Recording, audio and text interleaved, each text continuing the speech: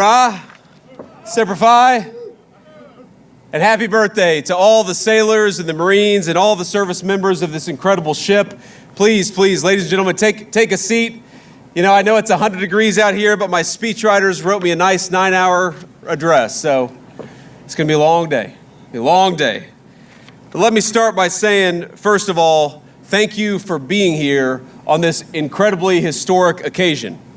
I have to give a shout out to Admiral Caudle and, of course, Acting Secretary Cal, two great Americans. Thank you for your leadership and for everything you've done to prepare us for this incredible celebration today. And I also, of course, got to give thank you, but also special greetings from the President of the United States for reviving this incredibly proud naval tradition as we celebrate 250 years of American daring and 250 years of American naval excellence. Today,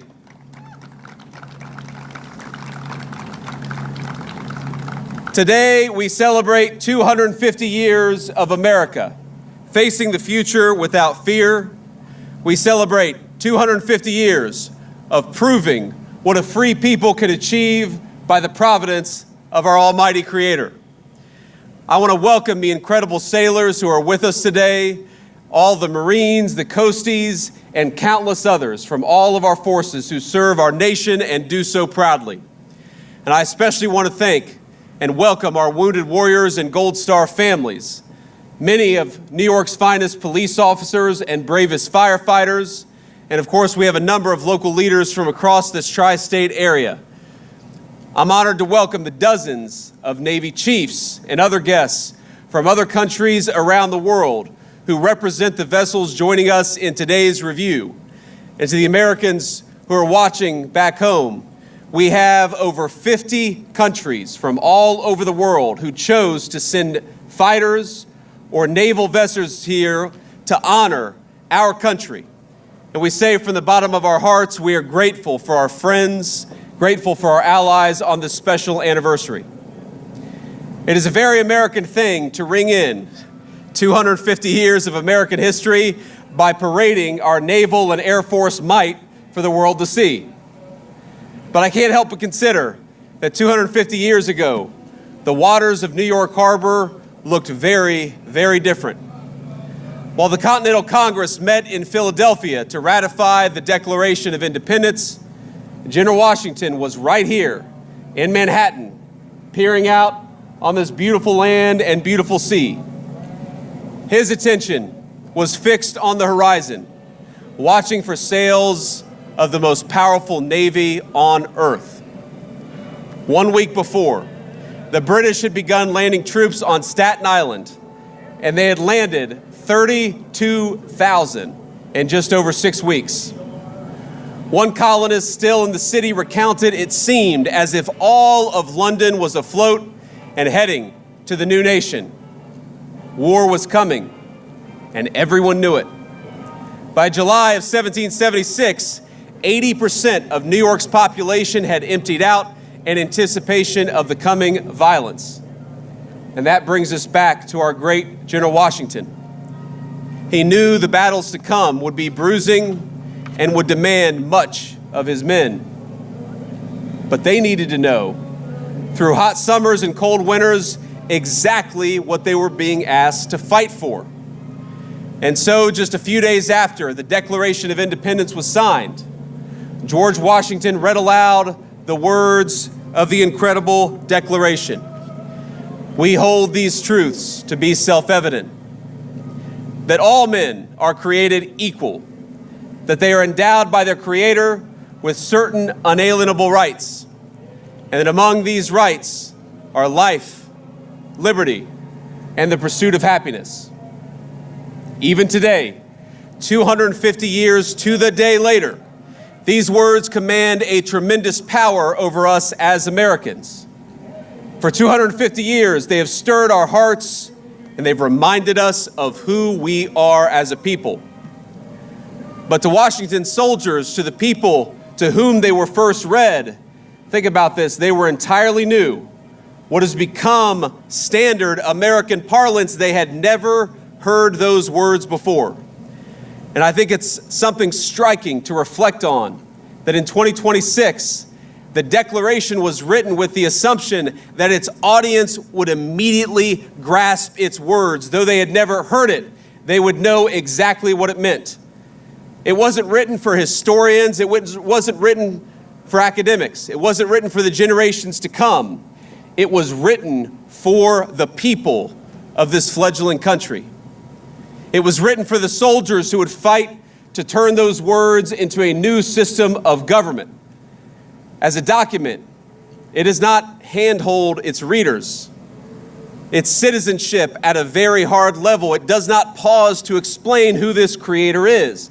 It doesn't explain what the equality of men means. It doesn't try to go into details about the consent of the governed. It simply declares these truths to be self-evident. 250 years later, it's worth asking, self-evident to whom? The Declaration proclaims truths the founders believed to all mankind, yes, but it says those truths in language intended to be familiar specifically to the American nation that it was authored to, authored by, and authored for. It was, as Jefferson put it later in his own life, an expression of the American mind. A document whose purpose wasn't, quote, to find out new principles or new arguments, but to place before mankind the common sense of the subject, the common sense of the American people. That people had been generations in the making. 1776 was not an accident. The patriots of that era understood themselves to be heirs to an older civilization who would carry it forward. Now, they shared with Great Britain the same language, the same God, the same system of common law. They even read many of the same books and observed many of the same customs. They shared the same understanding of justice and public life.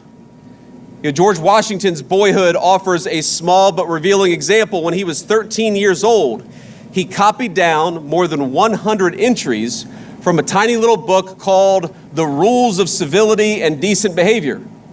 It was not an American work, but it was first published in London more than a century before George Washington was born. Yet the America that formed Washington demanded qualities that no book, no manual could teach. Before General Washington commanded an army, he spent his 20s surveying America's wild interior, saving up money, learning self-reliance on a continent that rewarded initiative more than pedigree. It didn't care if you were a nobleman, it cared what you could do. Now, our society at the time reinforced the habits Washington learned in the wilderness. Frontier life rewarded resourcefulness, while America's colonial assemblies taught citizens to govern their own affairs. It taught citizens to be self-governing human beings. Churches at the time, especially those who were touched by the Great Awakening, reminded congregants that no earthly hierarchy outweighed the equal dignity of every human soul before its creator. All of that came together. And so it was no surprise that when Washington's soldiers first heard the Declaration 250 years ago, they understood precisely what it meant. They understood the meaning that was conveyed. It was seismic, but it was their birthright as citizens of this new republic. The words might have been new, but they expressed a feeling, something that already lived in the heart of every single American patriot, and I believe those words still live in the heart of every single American patriot today. And for 7 long years, they fought for that birthright. It wasn't easy. On some days, it was hotter even than it was today, as hard as that is to believe. Many suffered and died for that dream and died for those principles.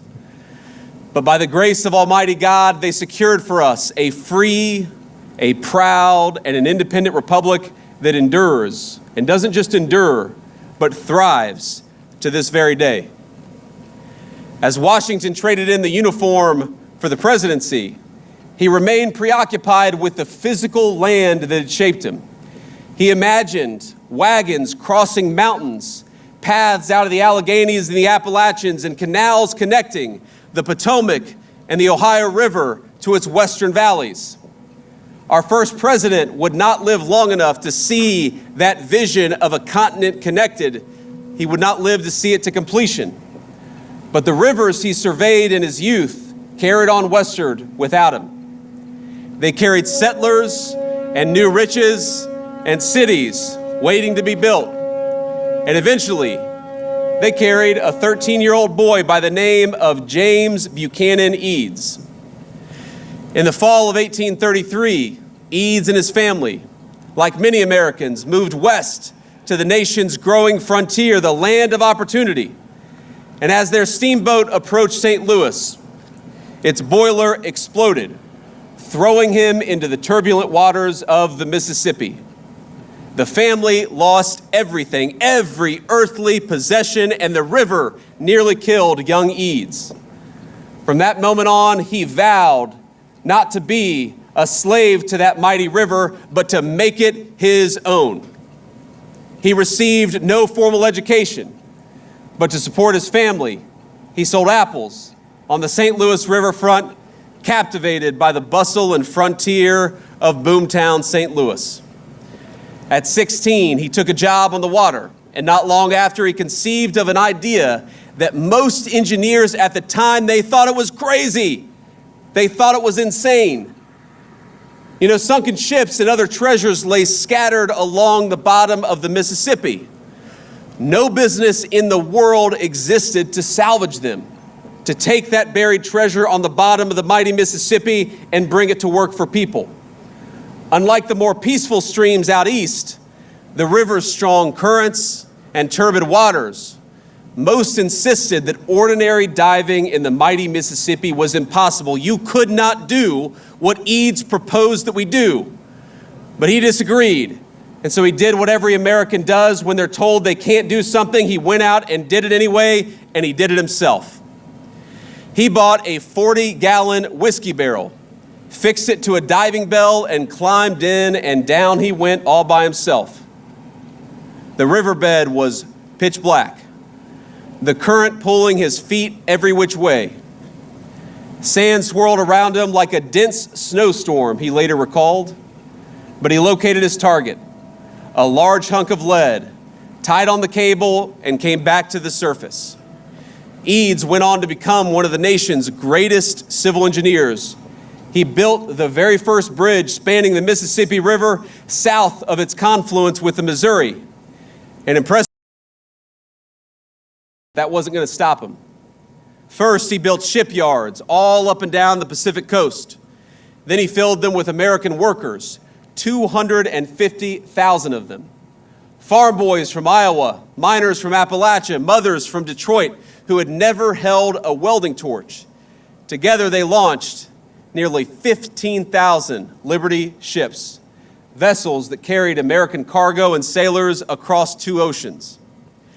His Richmond yard built one of them, the SS Robert E. Peary, in an astonishing 4 days and 15 hours. The shipbuilders Kaiser hired, they weren't just a means to an end, they were his partners.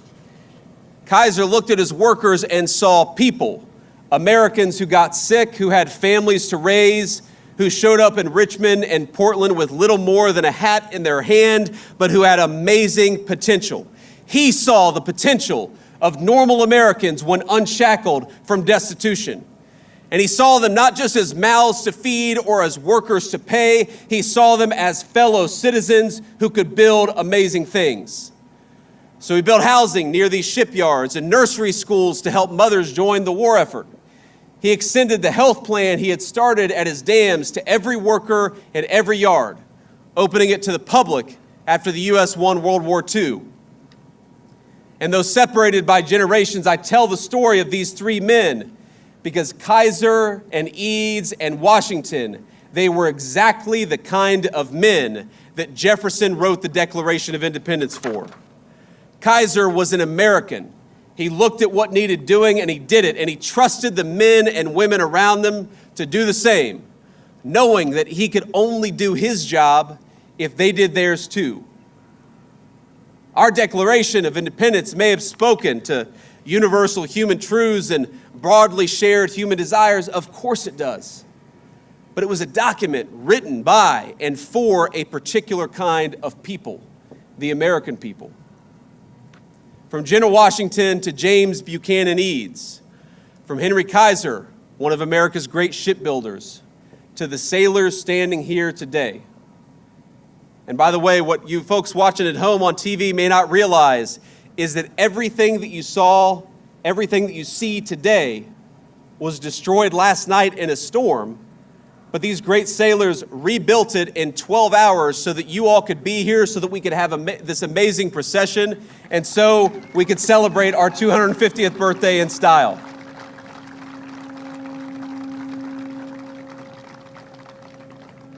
All of us, connected through the generations, rich and poor of every job, we are a people formed by generations of self-governance and personal industry.